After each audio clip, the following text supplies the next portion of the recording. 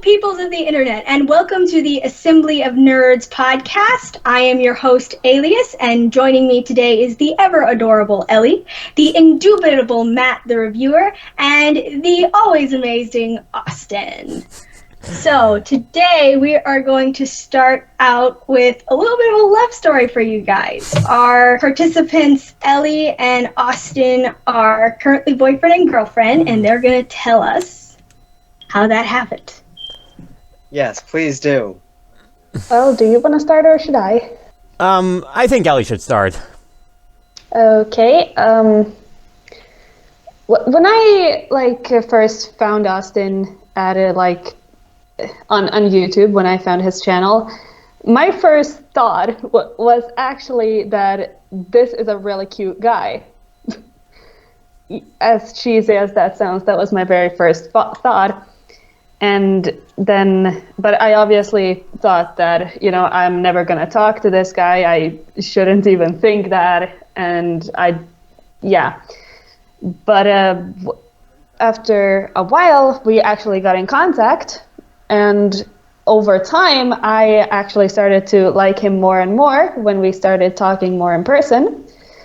And I think it was around half a year or something after we first started talking to each other that I actually admitted to him that, hey, I like you. And so it's continued with slight flirting over chat for quite a bit until I think it was a week, maybe longer, before my 19th birthday. Then we decided, hey, we have been going back and forth saying I love you and all this stuff already. How about we make it official? And I think Austin was actually the one that asked if we could make it official. Yeah. And so after, and I think it was on my 19th birthday that we actually made it publicly official. And ever since then, we have been together, and we've been getting more and more in love every single day. My heart is melting! Quick, get the ice! How would ice help? Heartburn! I think a Tums would be a little bit more necessary, but... Tums is more for stomach aches. Moving on. But, yeah, that is kind of how it happened. I just stumbled upon her, I stumbled upon Ellie with this drawing right here. I apologize for the cringe attack. It's not that bad. It's better than anything I can do. Sweet. I think it's sweet. Yeah. I was just flattered. I really wanted to know more about this OC. So I think I contacted Ellie from Instagram chat. I told my friend Zeno about this, and he asked if Ellie wanted to join, well, our roleplay sessions. And so I invited her over, and ever since then, we've just been getting closer. And now we're official. Yay! Yeah. Okay, so our next topic for today is going to be what is something that you wish you had seen in season 4. And the rule for this is you're allowed to say more than one thing. We can talk about it at length, but you can't repeat what anybody else said. All right, so who would like to go first? There are thousands of things going through my head right now, but I will wait until last. Okay. Can I start off with no simple man? Yes! Screw Simply Sucks! I guess with the benefit of hindsight, one thing that I really wanted to see was it mostly revolves around Chloe's development. I feel like after Battle of the Miraculous, Chloe joining Hawkmoth was a pretty big blow to her, and I felt like the repercussions of it would have been severe. So I kind of wanted to see how that could impact her life, how that could have, well, ruined her. But instead, they just made her into a total joke. And then Penalty happened. I still have yet to see Penalty. You're gonna hate it. Simple Man is arguably worse than Penalty. I was like skipping around in Simple Man because it just felt really awkward. But I was able to like sit down and watch all of Penalty. We sat through Simple Man twice. I could have said no, but I didn't. Does this mean we have to do another Simple Man rewatch party? We're not doing another one! Good. No more Simple Man. Reflectol, maybe, because I have more to say about Reflectol now. But not Simple Man. Okay, who wants to go next? Yeah, I guess I'll go. I feel like the thing I wanted to see the most, and I did end up seeing a little bit of it during the start of Season 4, Marinette having to deal with the consequences of being a guardian. We saw how, at least in the first quarter of Season 4, it was affecting her love life, it was damaging her friendship, and that was nice. We got to see, like, oh god, Marinette's actually failing. She doesn't know what to do. On one hand, hooray. On the other hand, oh god. But then later on, with Furious Fu, we just see her go back to being, well, Marinette. She's always right. Even when people are saying she's wrong, she's still amazing. She's still great. What? A guardian and saying that she's not a good guardian? No. And then came Ephemeral, and Austin, you haven't seen it. But I'm just gonna... Like, we plan on seeing it for the we're done with this, insert S word here because I'd rather not swear, viewing party. You were saying? Ladybug pretty much says that Suhan is acting all of this out of his fears, as if Marinette wasn't doing anything out of her fears in, like, the first 5 episodes. And it's just... We saw something interesting. We saw it get developed. Then we saw it got crushed by a frying pan, and now all my hopes and dreams have been just obliterated. And, didn't Marinette say she was a good guardian in that? I saw a tweet saying that. Don't remind me. Please. I wanted to see more of Rena Verdon. I wanted to see that go somewhere. Like, it feels like they introduced her, they had her, we saw her there, but then nothing happened.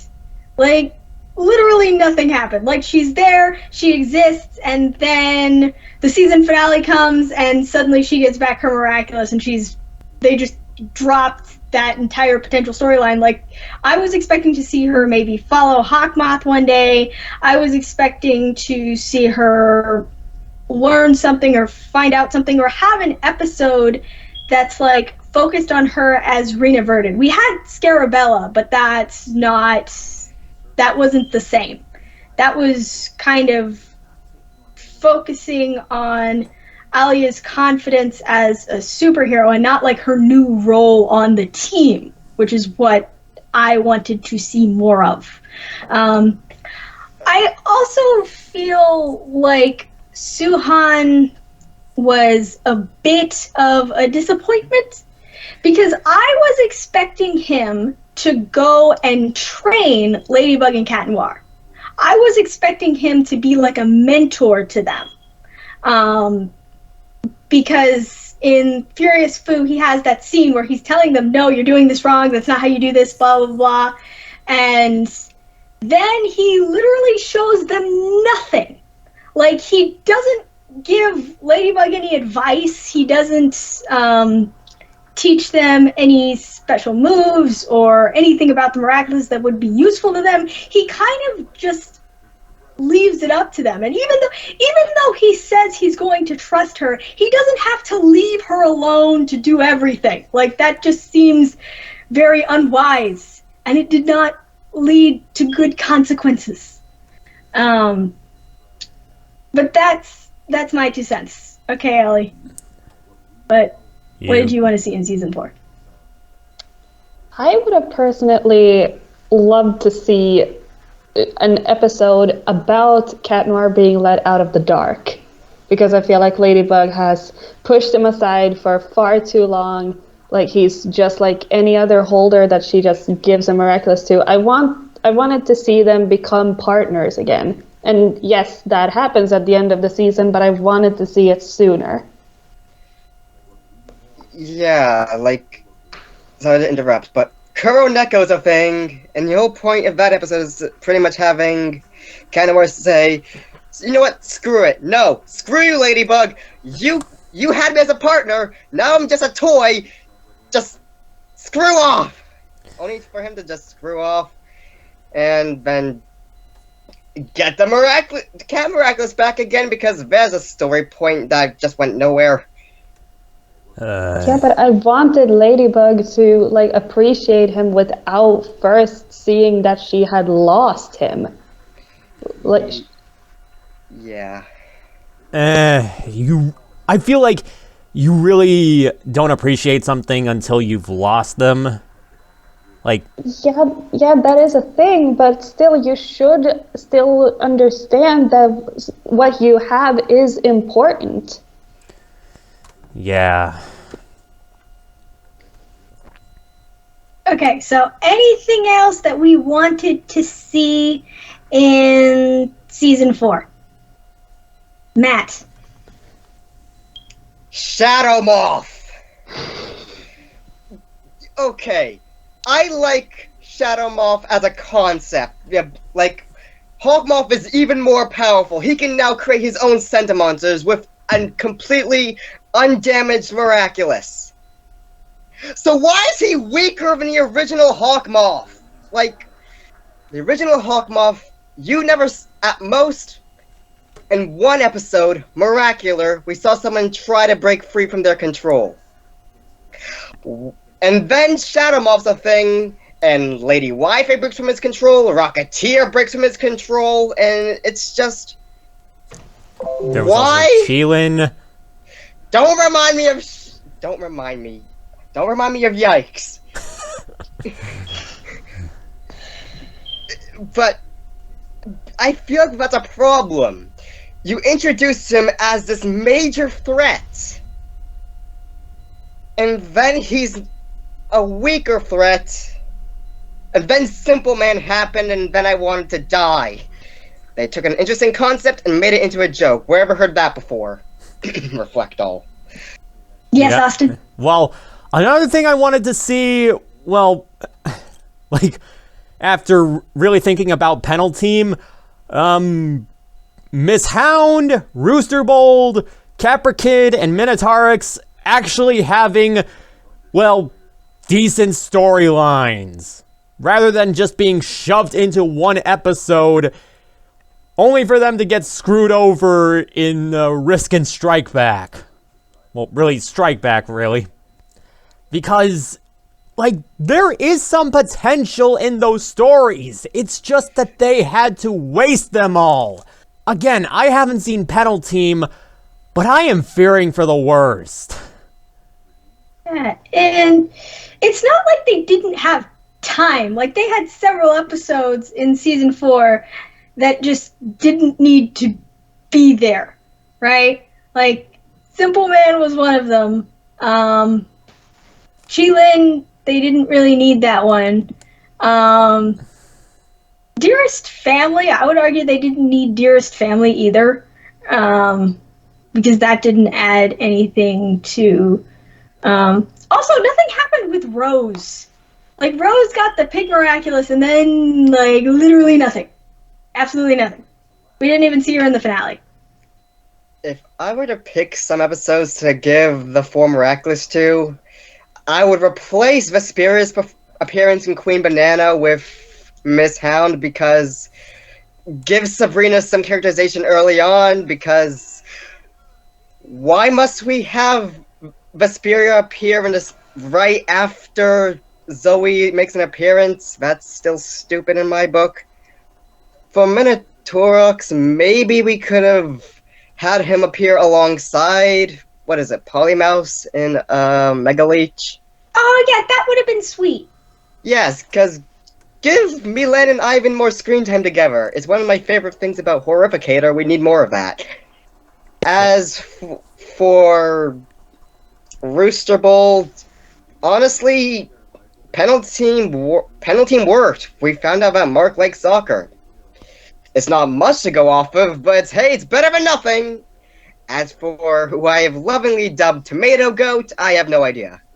I feel like it would have been a good idea to introduce both Mark and Nathaniel in Penalty Team. I feel like if it had just been those two, like it would have been more impactful, because we would get to see more of them, and we'd actually get to focus on them a little bit, and also it would make it to where like if we just had Sabrina, Mark, and Nathaniel, then we would have 5 against 5, and it would make sense.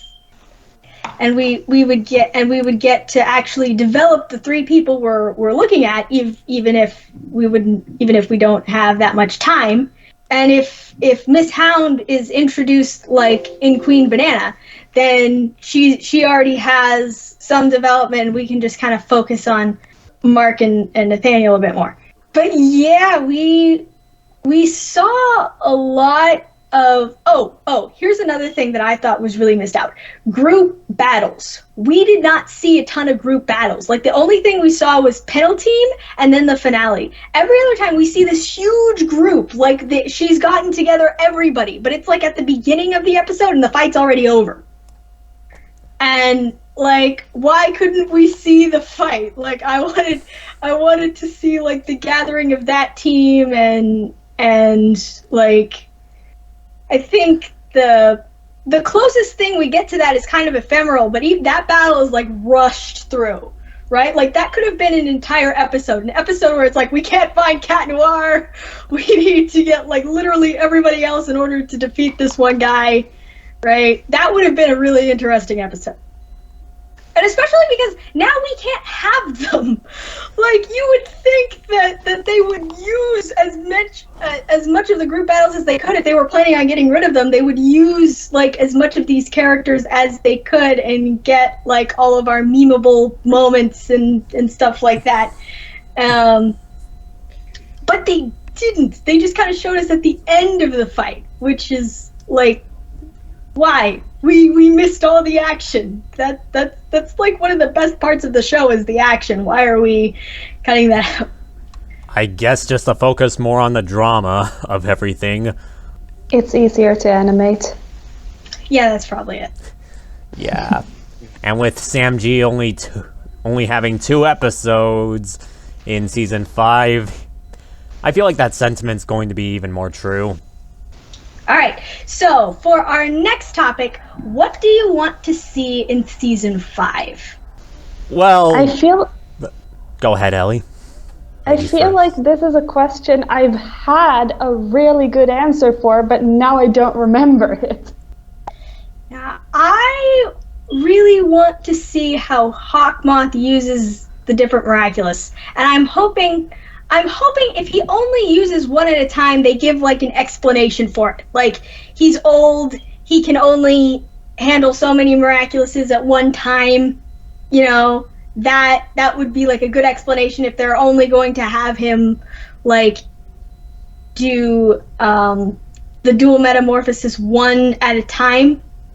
At least coming up with like an explanation for that. But I would love to see him using multiple ones at one time and creating like these really difficult quagmiry situations for Cat Noir and Ladybug, and just because that is interesting to see how they get out of. And it also it's nice to see a competent villain. Those are usually more entertaining than the incompetent ones. We're looking at Simple Man again, but I want to say something. go ahead, Ellie. I want to see Felix and Deuce interacting. Yeah. I want to see what happens with that. Yeah, watch that not be addressed until like the very end of the season, or like not even until like season 6. Please, no! Watch as Felix gets the Lila treatment.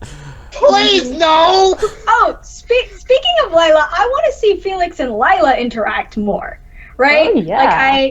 Like that would be really interesting. That's actually like one of my. I don't think it's a crackpot ship. It's not that weird, but I think they would make like a great pair, and I would love to see them start to interact and like start with this really extreme distaste for one another, because they know that this other person is like very much like them, which is a problem. But yeah, I would love to see that. What were you gonna say, Austin? Well, okay, I would also like to see that, but one thing that actually came to my mind mostly came to light from Zoe's voice actress, Deneen Melody, getting harassed on social media by Zoe haters, throwing crap at her for Zoe replacing Chloe. And one thing that came to mind that I wanted to see is Zoe and Chloe actually acting like sisters. I don't want to see Zoe propped up as the better Chloe or the better or real Queen Bee, as Soul Crusher and Queen Banana have emphasized. I'd rather they actually try to make Zoe be a sister to Chloe. I'd rather see her treat her like an actual sister. I'm wondering how that would work, because Chloe, at this particular point in the season, Chloe really hates Zoe right now.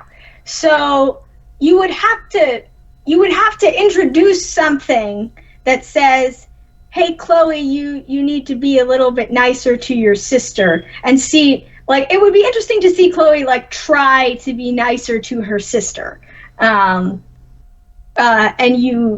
then we would see kind of the skirmishes and the sisterly things, because Zoe also doesn't know. Chloe does not know Zoe as well as she would a sister, because with your sisters, you grow up with them. You know all of their idiosyncrasies and things like that, and Chloe does not have that knowledge of Zoe. So you would have to sort of create a situation where that comes out of necessity, or just out of that situation you get to the point where they have to act like sisters, or where they can't act like sisters. But that would be very interesting. Well, Zoe is supposedly going to be akumatized again in season 5, so maybe there's a bit of that potential. Again, I don't want to get my hopes up, because this series got my hopes up before and practically shattered them right before me, and it even tried to get my hopes up again, only to shoot them down in Gabriel Agreste and Panel Team. Even before the episode was announced, or at the very least, it was revealed that Chloe was going to be akumatized as Panel Team. Then again, I am not sure if I even want to see season 5, because given everything surrounding Miraculous, it kind of leaves me feeling a bit defeated or hopeless. For me, it's the purpose of completion. I've already started it. I have to see how it ends. And also, have any of you guys ever seen Sailor Moon? If anybody of you watched the series? No. A little bit? Okay. No. No Okay. of it. The thing about Sailor Moon is it takes a really, really long time to get good. You start watching it, and it's not really any good, but for whatever reason, you're still watching it. It's like popcorn. It's not good for you, but you can't stop eating it. And then all of a sudden you get to an ending or you get to one particular episode and it's like really good, right? And it would not have been as good if you hadn't watched the rest of the season or the rest of the series. And Miraculous Ladybug seems to be shaping up the same way, right? It started out strong and then it dipped in quality. It's a little bit different than Sailor Moon. It's not exactly the same thing. It seems like if you give it enough time, it can pay off. Now, the problem is, will it actually pay off, right? I know it's very much inspired by Sailor Moon. Like, if you've seen Sailor Moon, you'll see little, like, references to Sailor Moon and Miraculous Ladybug, and they're cute. That's just kind of what it looks like to me. It looks like it's going to take its time, and in the end, it'll have some sort of payoff. Although, that's kind of what I think. I get the sense that there's going to be a payoff from this show because it has all of the right components. And if the creators had an end game in mind, which it seems to me like they have end games in mind, they just don't know how to handle the middle of anything. If they have an end game in mind, then that ending, if the ending is strong enough, it'll make watching the rest of the series worth it. And that's my 2 cents. I already forgot what the question was. What do you want to see in season 5? Right. Well, if I'm gonna be honest, focus on anyone else but Marinette, please and thank you! Like, I have a lot to say about episodes that focus more on, let's say, the Kwamis, for example, as in Sandboy, because I have the script for Sandboy opened. I like that episode because it's not on Marinette. Marinette's more of a background character, and we see how likable all the other Kwamis are. We see how likable, well, we see a more likable version of Tiki, and Flag is just Flag. We have, what was it again? Haxon?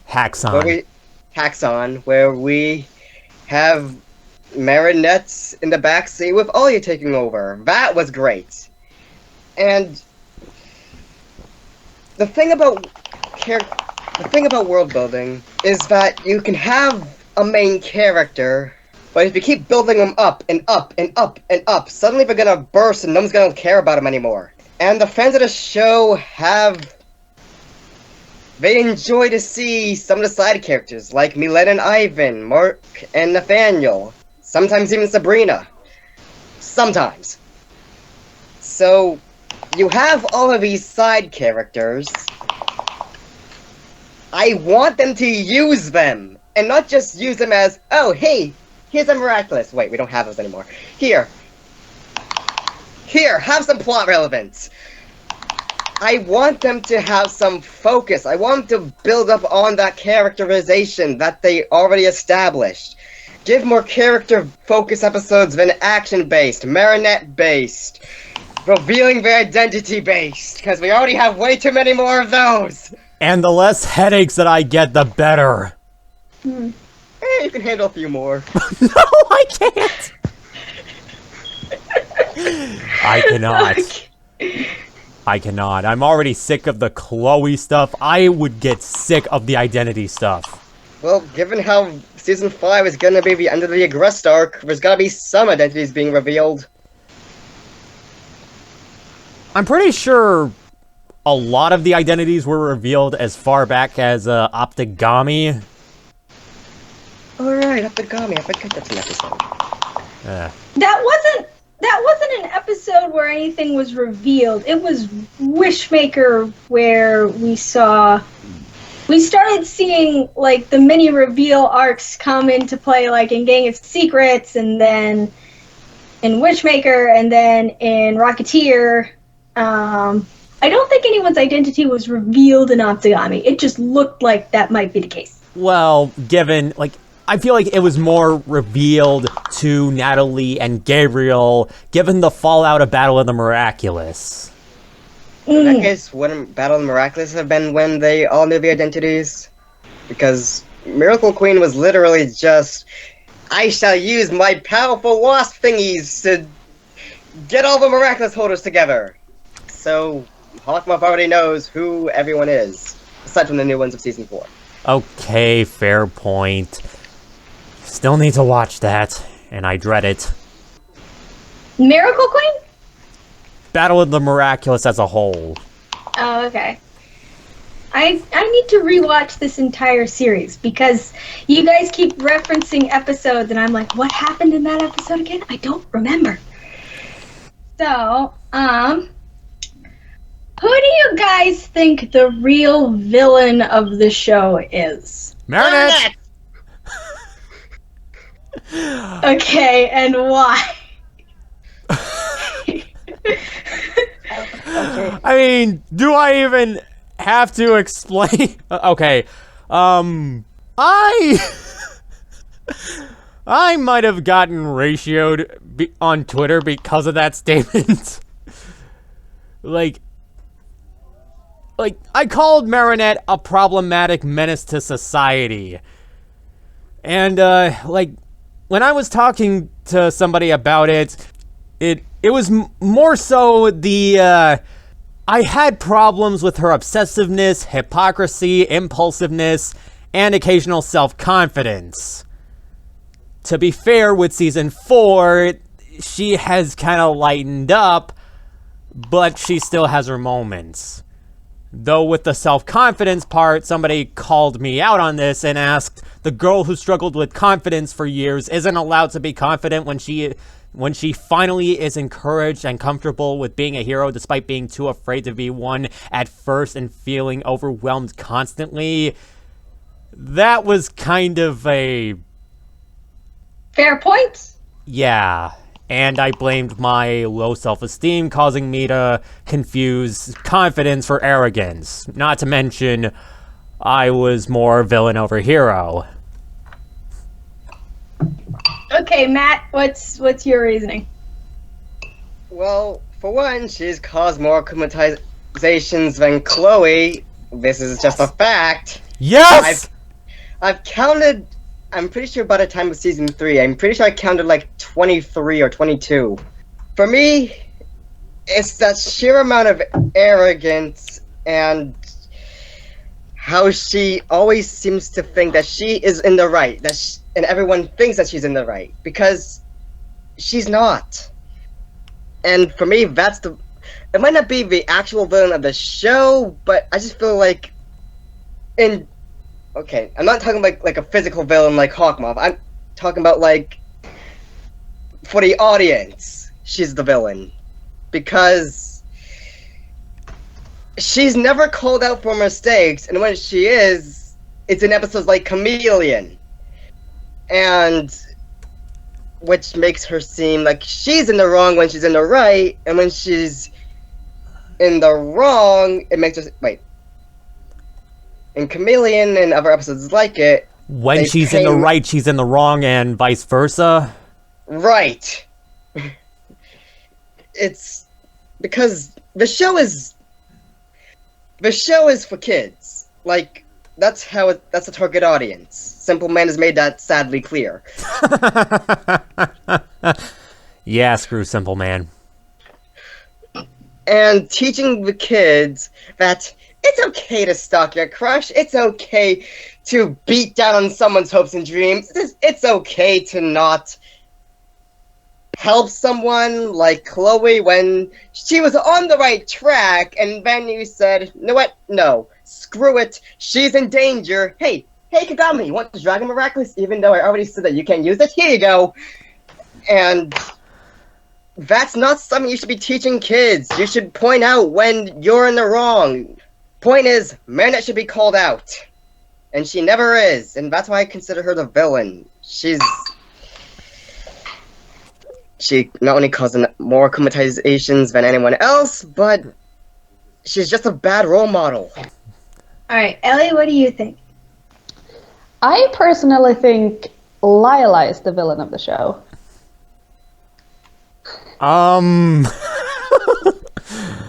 Okay, your reasoning? I didn't agree with you guys. Yes, I don't like Marinette. I think she's unlikable in a lot of ways. And yes, Hawkmoth is technically the villain of the show, but the thing that I see in Lila that separates her from Hawkmoth is that Hawkmoth's goal is a good one. Like, he's doing it out of love.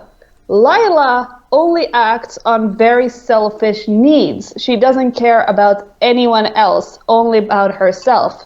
At least from what we've seen, we haven't really seen much development in her.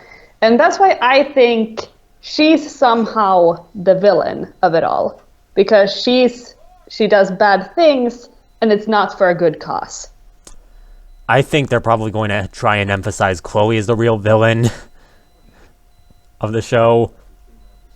Like, at least from what we know. Okay. Alias?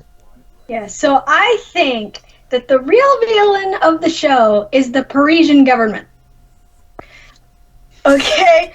Because here's the thing. You have this guy who's terrorizing Paris, like, on a weekly basis, and you're telling me there's not a task force? There's not, like, a team of people that are, like, devoted to catching this guy? You're telling me that the government is letting two 15-year-olds handle this menace to society, right? You're telling me that they're just letting kids deal with adult problems. And that's kind of like I think this also extends to, like, the people of Paris as well. They're putting their trust in these two kids. And they're, like, obviously kids, because, like, there's this very pronounced height difference between all of the kids and all of the adults across the board. And you're letting two people deal with a problem that's going to take an entire team of people. And it also bothers me that we kind of see the police, like, we see the police, like, they set up barricades, but they're not, like, actually helping. They're not, like, paving the way for the heroes to actually do their work. They're relying on them. And I think it's this over-reliance on Ladybug and Cat Noir that leads to Marinette looking like the villain. Because this is not a job for her, right? This is not a job that she needs to be handling with just one other person, or even with, like, a team of other kids, right? This is an adult problem that needs adults working on it. Like, even if we were to just see that what the police and the government did is they cleared the way so that they could do their jobs, and in a sense we're trying to protect them and keep them safe, but there's just this over-reliance on Ladybug and Cat Noir. There's this over-reliance on these two 15-year-olds who don't know anything about life yet, right? Because when I was 15, I knew jack all about how life worked, and I just think that if the government were doing its job, Ladybug and Cat Noir would have a much less pronounced role in dealing with the akumatized villains and in finding and capturing Hawkmoth. That's what I think. I'd also like to add that, well, with trusting or putting all of your trust in these two teenagers, we could also call out Master Fu for that. Yeah, we can. Like, Definitely. Didn't he grow up having a miserable life and wanting to have a normal life and not be the guardian? Like, which would end up causing him to, well, that and his hunger, during the 24-hour test, causing him to create a Senta monster that would end up causing the order to fall down. And he makes that mistake. And the best way that he could atone for his actions is to put two teenagers in a situation that is way too much for them to handle. And it's kind of like, even if there was something about them that made them, like, specifically compatible with the Miraculous, like, I have, like, a headcanon that that's partially why they were chosen. There's something about different people that makes them compatible with the Miraculous or not. And even if they were compatible, and if they were, like, the only two compatible people in Paris, like, he still should not have been so hands-off with them as he was. I also think that Grandmaster Suhan was way too hands-off. Like, if he expects them to follow the rules and to meet certain expectations, he's got to teach them what the expectations are. You know, we just kind of see him, and then he disappears. Like, he's expecting this huge amount of responsibility to be taken up by them, but he's not showing them how to do it, and that irks me. And personally. Let's also not forget that that in Battle with the Miraculous, again, I bring that episode up for the 117th time, Marinette didn't de-transform. She practically gave away Master Fu's location, and she gave away Master Fu's location as well as the Miraculous box. And yet, even in spite all of that, Master Fu still calls Ladybug the best Miraculous holder he has ever seen and entrusts her with the Miracle Box. I mean, I've heard some fans say that Marinette doesn't get any consequences. This is still a consequence of... I think this counts as a consequence for Marinette. She now has to be the guardian of the Miraculous. I also think that it's the last consequence that Marinette should have. And Risk and Strike Back? Perfect explanation as to why. Her own... I feel like... Well, one, Risk's influence, and two, her own feelings for Adrian practically led Felix to find out about the Miraculous and basically caused Hawkmoth to take all of the Miraculous. Not that we're complaining. Like, not that we aren't, but yeah. Yeah, I also think that in Risk, Marinette actually had, like, a good idea. It was not a bad idea in theory. Her emotions were clouding her judgment, yes, but the idea itself was a good one. And there just wasn't a way for her to know that that was Felix. And I think it's an important lesson for her to learn that you can have a good idea. It's not just about having a good idea. There's other things that have to be in place in order for things to work. And also, think about how messed up the Order of the Miraculous had to be in order for a 15-year-old girl to be the best Miraculous holder that had ever been seen. Like, also, if it falls in a day because of a Senti monster, like, how weak is it? Yeah, I'm just gonna say it now. Akuma supremacy, because the Order of the Miraculous is a joke. Like, okay. Can we all agree? Like, who? Oh, yes, definitely. Ellie? Yeah. Alias? Yes, I just said that. Reviewer, you were about to say something? Yeah, about Ladybug not realizing that Adrian was actually Felix. I don't understand why this takes place after Felix. An episode where she sees, wait, you're not Adrian. So, emotions clouding a judgment, yes. Plan, yes. But we have seen in the past she's able to tell the difference, somehow, don't ask me, between the two. She's able to tell the difference based on their behavior. Because Felix was suddenly trying to get closer to her in a way that Adrian normally wouldn't. And I think what happened this time is Felix learned. He learned that there are certain things that Adrian doesn't do that would give away his identity. So he figured out what he needed to do in order to continue to fool Ladybug. Yeah. Yeah, that Alright, makes a fair lot enough. more sense. Just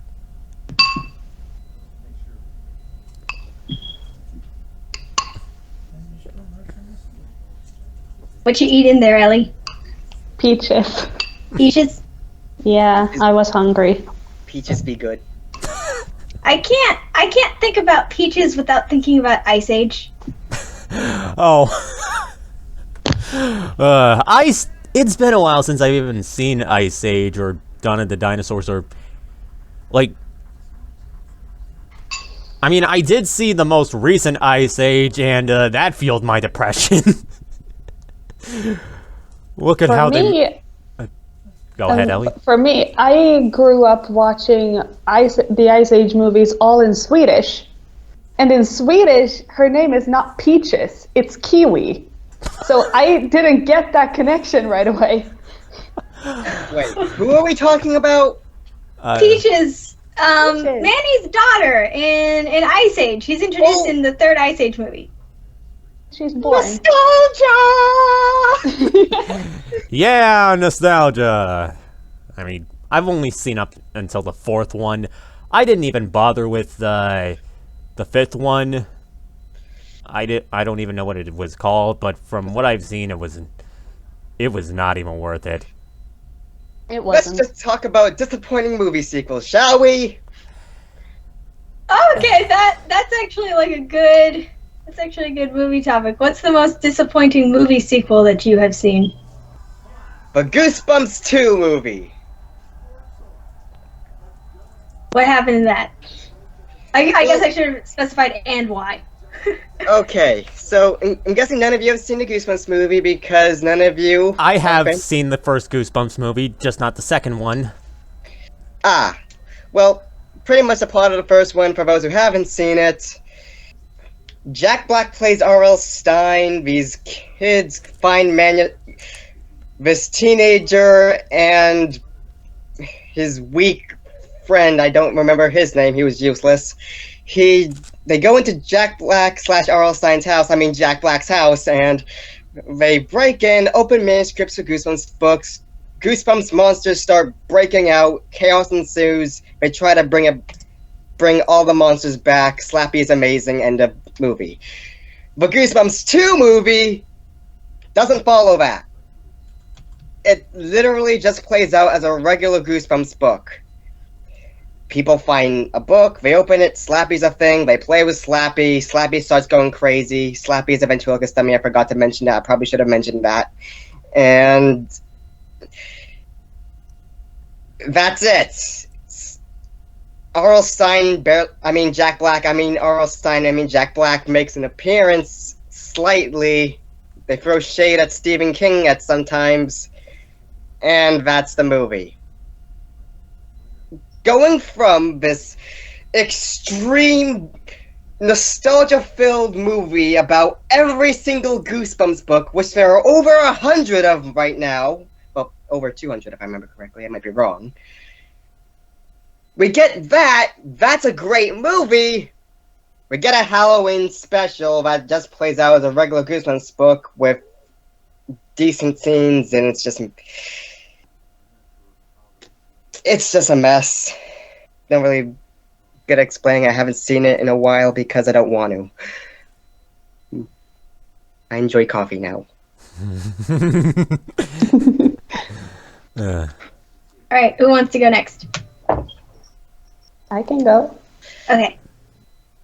I would probably say Hunchback of Notre Dame 2 is my least favorite. You Because I love The Hunchback of Notre Dame, the Disney movie. It's my favorite Disney movie of all time. Hunchback of Notre Dame 2 killed my inner child because it was so bad. Yeah, the animation with that one, the animation sucked, for one. Mm-hmm. and it kind of like defeated the purpose of the end of the last movie. I'm sorry, I'm kind of stepping on your explanation. Go ahead. You're better at English than me. Yeah, but basically what happens in that movie is there's this carnival that comes into town, and the people in the carnival are thieves. And so we have to go and catch the thieves, and there's this one girl in the carnival who's like a slave at the carnival, and she and Quasimodo wind up falling in love, which is like odd because the whole point of like the last movie was that he didn't get a girl, and that was supposed to be okay. And also, like, the thing with the carnival people and the thing with the gypsies, like, it looked like there's supposed to be parallels there, but like with the gypsies, the idea is that they're multi-layered and multifaceted, and with these guys, they're just like straight up thieves.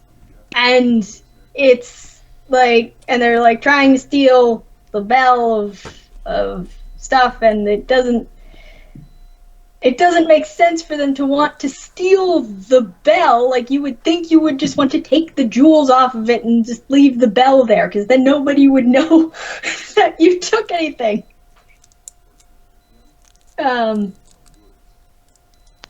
But yeah, that's the Hunchback of Notre Dame 2. I hate it so much. Yeah. So basically, the plot can be explained as da da da da da da circus, da da da da da da circus, da da circus. Of course. Yeah. You forgot the afro. Circus, afro, circus, afro. Goodbye to my dignity. I haven't seen that many disappointing sequels. I mean, I only have 3 that come to mind. One of them, No Time to Die, if only because, like, it was definitely not... I don't think that No Time to Die is, well, that interesting to me, unlike something like Skyfall and Goldfinger, which I saw before, but at the same time, I'm not necessarily a James Bond person. Spider-Man 3 could probably count as one. I just felt like that movie was all over the place, but even then, there were still some aspects I enjoyed. The one that was definitely the most disappointing and infuriating, though, Dumb and Dumber 2. What happens in Dumb and Dumber 2? Like, I'm not sure if I could explain the plot, but really, I feel like Dumb and Dumber 1 was definitely a good comedy by itself. It was just... It actually, I'm not sure if I could explain it. Jim Carrey and the other one, I forgot the name of, Jeff Daniels, I think. Looking it up. They had a great chemistry, and, well, the entire story, it was kind of charming. Dumb and Dumber 2 feels like an Adam Sandler production. And it was just obnoxious. Like, I was so angry when I saw it. It was just... it was just infuriating, and I couldn't believe... Like, I'm not even sure if I could properly describe it. It's been a while since I've even seen it. I mean, there was even an Asperger's joke in there, and, well, while it's not nearly as, insulting to me as it once was... It still wasn't that good of a joke. I am sorry. Just, that whole movie was just pain for me. Anything else? Any more things about sequels or any more questions? Oh, do you have one? Oh, mine was The Hunchback of Notre Dame 2. Oh, we had the same. I might need to see The Hunchback. Oh, it's a great movie. You'll love it. Potential movie viewing party? Yeah. We should do that. Yeah, there are tons of things we still can do viewing parties for. Like Doctor Who, you're still gonna see it, Austin. You are a fake fan. You can't use a sonic screwdriver to get out of this one, buddy! I'm not even a fan. I just like the sonic screwdrivers. Well, do you guys know any sequels that are better than the original? Oh, that's a good one. For me, it's Descendants. Descendants 2 is better than Descendants 1. Yep, Ellie's a Descendants fan. I'm a Disney fan. Yeah. I'm not sure. I wouldn't really say it was better. I would more say it was like as good. It was How to Train Your Dragon 2. Ooh, yes. That's an awesome series. Yeah, I've watched like everything to do with How to Train Your Dragon. Like all 3 movies, both TV series that they have. I should do like a whole video on just How to Train Your Dragon and that whole. Have you read the books? No, I have not. I do know that the books are different. The books are really good. Ooh. Yeah, I'll have to read the books then. All right, Matt, do you know of a sequel that was better than the original? No! No. Okay. Austin? Like, oh man, right now the only thoughts circling my mind were Last Jedi, R.I.P. Star Wars fanbase. Gonna be honest, I have never seen anything to do with Star Wars. Same. I got the specialized! Viewing party! Assuming I know how to hook up a Blu-ray player to my PC tower. But We will another find a way. but Doesn't your PC tower have like a disc track? yeah, it does have a disc drive. I'm just not sure if it's Blu-ray compatible. Ooh. But another one that just came to mind, well, I feel like this is mostly on the top of my mind because I just love this movie so much. No Way Home. I'm not even sure if it counts, but Spider-Man No Way Home, it's my happy movie. I am just... Speaking as a huge Spider-Man nut, I don't know what else to say. It's just everything for me. I feel like that's all I could say about it. Okay. So, our final question of the day. Are you or are you not excited for the new Miraculous movie, and why? No! No. Okay. And to give my reasons why, at least from what I can tell, isn't it supposed to be just a retelling of how Marinette and Adrian got the Miraculous? Even though we already have the origin special to tell how Marinette and Adrian got the Miraculous? Do you know what's the problem with that? Yeah. Is the idea that it's not canon? Is that... It's not that it's separate not from the main canon. Sorry, reviewer. It's not just that it's not canon, it's that it doesn't need to exist. Like, I'm all for one for a Miraculous movie. And even the animation, it's not the worst thing I've ever seen. But, like I said, we have the origin special created to show how Marinette and Adrian got to know each other, how the Miraculouses got into her possession, sadly. So, why? Why do we need a movie that's taking thousands upon thousands of dollars to make when we could just watch the origin episodes? It doesn't make sense. And we could be using that money for better animation, paying the voice actors, please. And yeah, those are my thoughts. I'm trying to queue up a video here, but never mind. Yeah, I am not too excited for it because, again, it just feels like it's cheapening, well, the original origin story.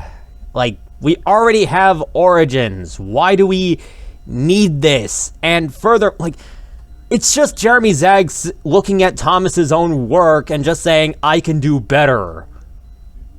Like, I'm not sure if he is, but yeah, and all of this is on top of the fact that he's basically pouring money into this instead of, well, the actual voice actors or the animation studio, at least before he got called out on it. And, of course, there's also the fact that it's going to be a musical. Just, I'm pretty sure, like, you guys know about, about, Tiki's rap and, hold on. Tiki... I'm just gonna cue it up. Like, for the audience, just... Should I screen share? Yeah, that's how we'll hear the audio. Yeah. Say hi to yourselves. Hi, selves, I hate you.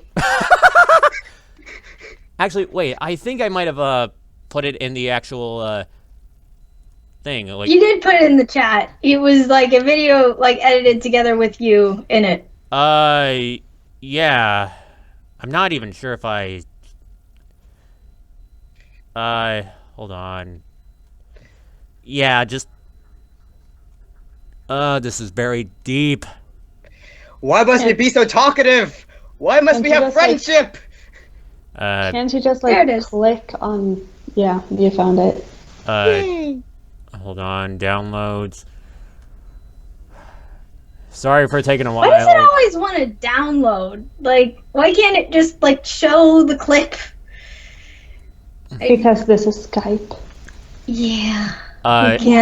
We shouldn't expect that much from them. Yeah, for those who haven't seen it, this is my reaction. There's no need to be embarrassed. I watched you Jerry Paris. I said this kid's got a natural knack. It's fantastic. It only comes around once a millennium. Kids, you gotta understand the things we inside you. No, no, no, no, no, no, no, no, no, no, no, no. Why do they think making Tiki rap is a good idea?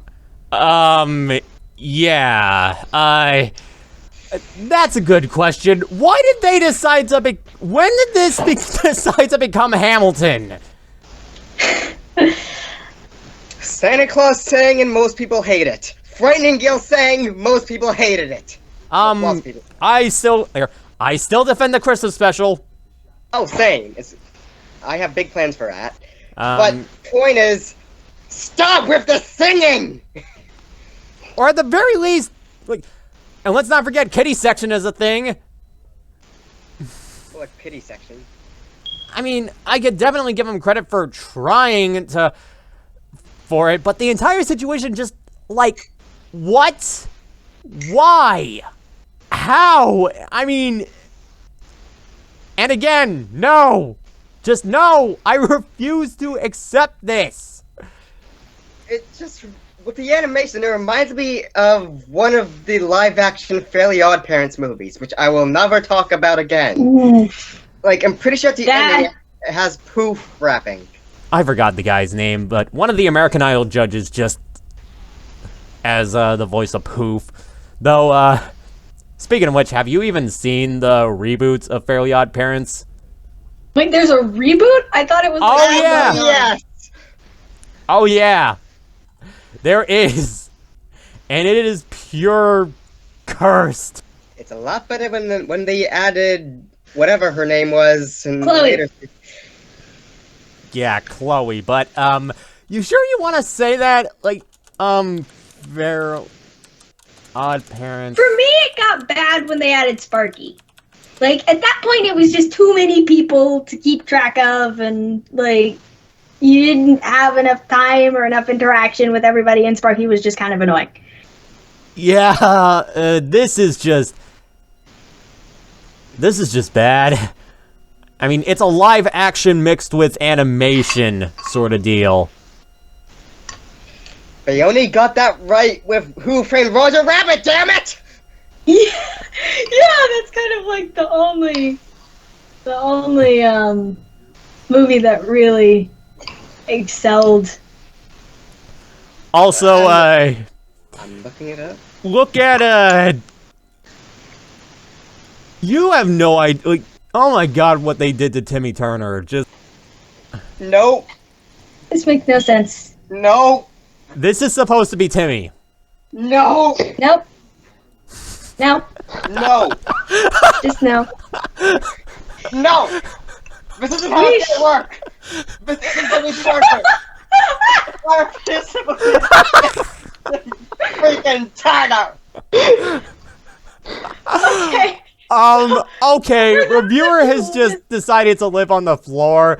I am glad that we could all just come to an agreement and just say this is pure 100% unfiltered no.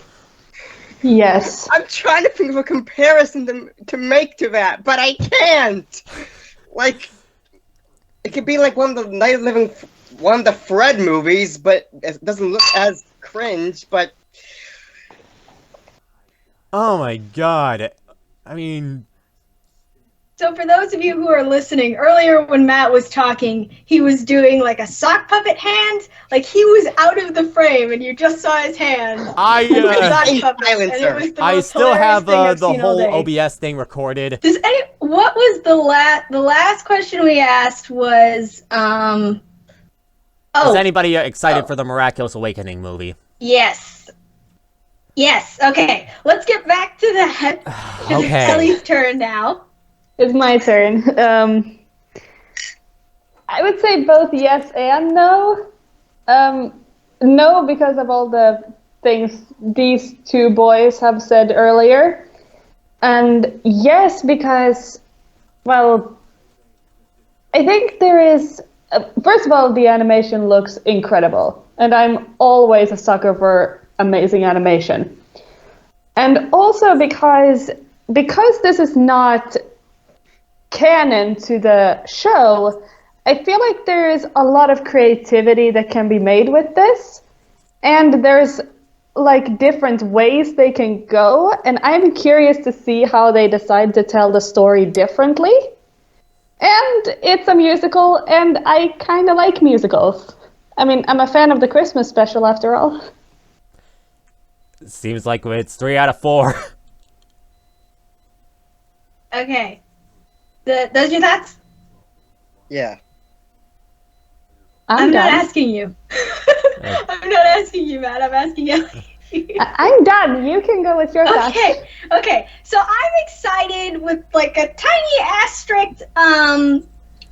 I'm excited to see the movie, even though I've seen the story before. It's nice to see new takes on a story. I'm excited that it's a musical and it's actually like a full 2 hours long. Like, one thing that I really don't like the Christmas episode because the songs ruin the pacing. The songs kind of feel like they come out of nowhere. They don't have time to come in and go out because there's just so many of them. But the Christmas special did prove that the cast can sing. So I'm excited about that because that means that the music can be good. And I really think that Tiki's rap is adorable. I think it's like the cutest thing that I have seen in a little while. I am... okay, I am beside myself. Just like... Yeah, my one caveat would be would be the music sounding too much like bad pop music. I remember I saw like this one spoiler video that it sounded like it was Cat Noir singing, and it sounded like they had him auto-tuned, which didn't make sense to me because we know the guy in the French dub can sing already, and the guy in the English dub can sing too. Well, sorry to interrupt, but Bryce Papenbrook has said that he wasn't necessarily a good singer, and they had to auto-tune his voice, supposedly. And I could sort of see that. I didn't think that he was unbearable. He was just... like, yeah. Go on. Well, in the Christmas episode, it didn't sound... If they did auto-tune his voice, they didn't use the overwhelming, horrible effect that makes auto-tune, like, really grating to my ears, personally. But I'm excited. I'm excited to see like an actual Miraculous musical, and I get a feeling that it might actually be done right. Because if it's done right, it'll be amazing, and it's gonna look gorgeous, and you can. And because it's like a movie, you can take people who are not necessarily fans of the show to go see it if they like musicals or if they like animation or stuff like that. I am excited for that. This has been the second installment of the Assembly of Nerds podcast. We thank you all for listening and hope you will tune in next week for more. Bye! Bye! Peace. Adios, peoples of the internets.